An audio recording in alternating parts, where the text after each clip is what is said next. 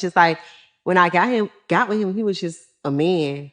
Like it was more of like, okay, we ain't gonna do that. We gonna sit, we gonna communicate, we gonna get solutions. What's going on? Like we ain't even going that route. So that was my experience with him.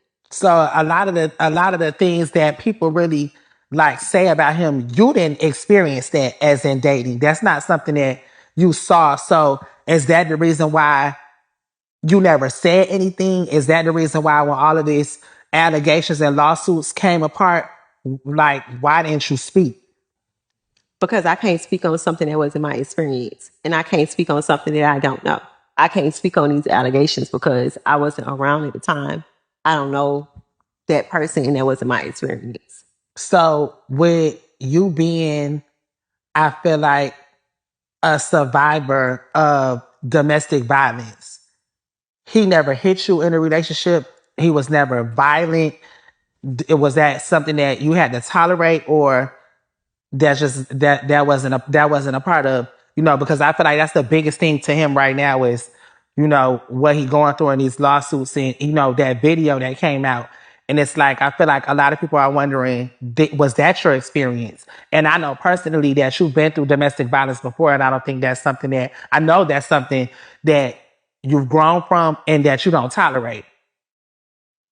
I've been through domestic violence in 2 relationships. And I told myself after the second relationship, I would never put myself in that situation again, especially now being that I'm a mom. I'm a mom. I was a mother then, but like having a daughter, like I would never put myself in that position.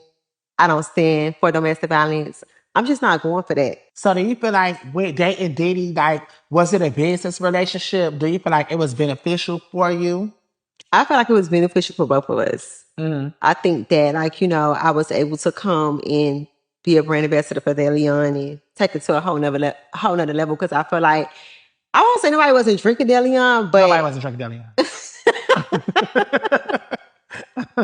but when I came, it was just like, it's a city or a summer we drinking Deleon, we acting bad. So I feel like I was an asset. I honestly just feel like with Diddy, like, I met him at a P party and I don't know what his intentions was, but I don't know if it was like business or he really liked me, but I felt like, when he got me, he really saw something in me. And that's why he was like, you know what? You got a big personality. Like you should do a podcast.